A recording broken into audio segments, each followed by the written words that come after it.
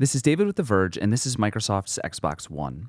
Yes, it's a games console, the successor to the Xbox 360, which is now showing its age 8 years after its launch. But it's also something much bigger, much more ambitious. The Xbox One is Microsoft's way of attaching itself to every single thing you do in your living room. It's a gaming machine, a set-top box, a cable box, and a computer, all rolled into one $499 device. For all it's trying to do, the box itself isn't much to look at. It's not ugly so much as it is just boring. It looks like the ultimate sci-fi evolution of a VCR, or at least how people in the 80s would have imagined it.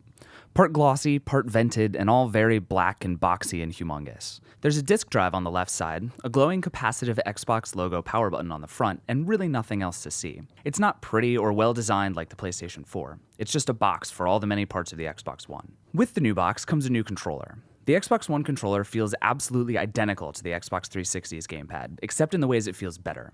It has clicky D-pad buttons where the 360 had mushy ones, and has smoother triggers and a smaller bump for the removable battery. But if you've been using a 360, it will take exactly no time to get used to the new controller. There's a little more texture on the grips and a little less on the analog sticks, though they're still grippy thanks to new rims around their circular edges, and the whole controller has a higher, more curved profile.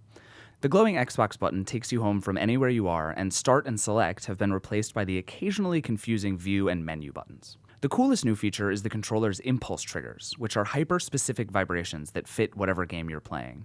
In Forza, it's made to feel like you're actually holding a steering wheel in a fast-moving car. It's really jarring and only exists in a few places anyway, but it's something developers are definitely going to make use of.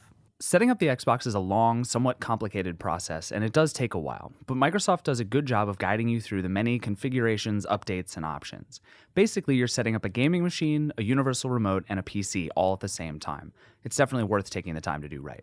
When you turn on the Xbox One, you'll see a very similar tiled interface to any one you would see on any other Windows 8 PC. It's pretty and colorful and customizable. Different users can have different colors and different layouts, and as soon as you sit down, the Xbox recognizes you and adapts everything to your particular setup.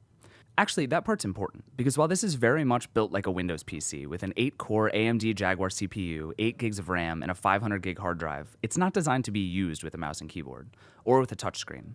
It's designed to be used with your controller, but mostly with your voice. That happens through the new Kinect, the astonishingly powerful and accurate device that comes with every Xbox One.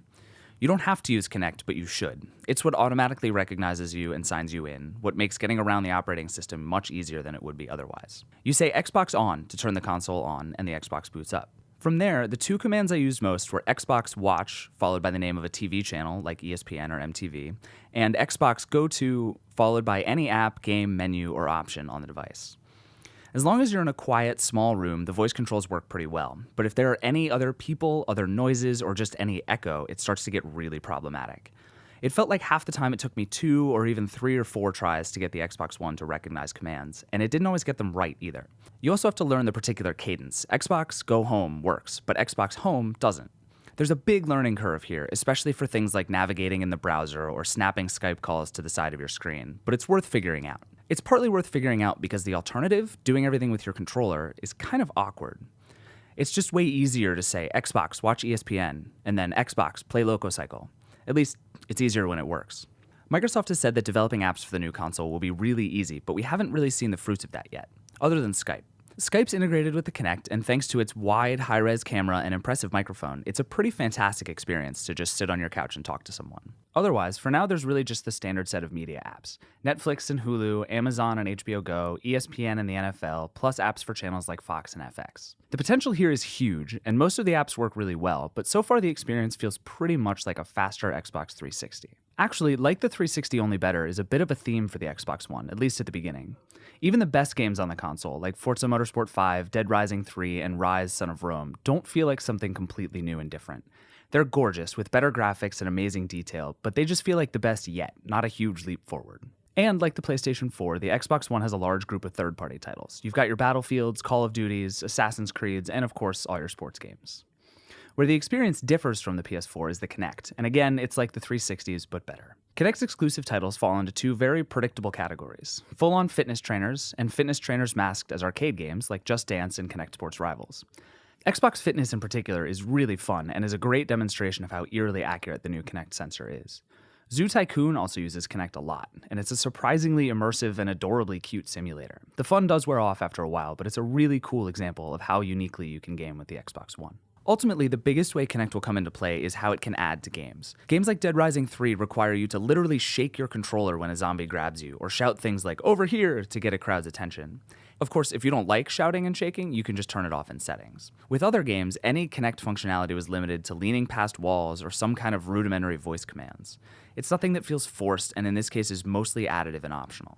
But it's only going to get better and more interesting over time. The part of the Xbox One experience with the most room to grow, where Microsoft is clearly betting on the future rather than the present, is its TV integration. Right now, it's kind of a mess. Changing channels with your voice is great, but it doesn't always work, and even when it does, it's just a series of Xbox menus over top of your cable box's menus with no clear indication of what's going on. And it's all happening through an IR blaster, old and cumbersome technology that doesn't make a good experience for anyone. It's not actually controlling your TV, it's just sending the commands for 7, 3, and 5 to get to channel 735. That means it doesn't work if you're in a menu, it doesn't work if you're slightly misaligned, it's really just a mess. It doesn't support Dolby Digital yet either, which means no surround sound, which means I won't be plugging it into my cable box anytime soon. Really, the best thing the Xbox One offers right now is that you don't have to switch inputs between the Xbox and your cable box. That's kind of the whole point, and switching from TV to game is really easy.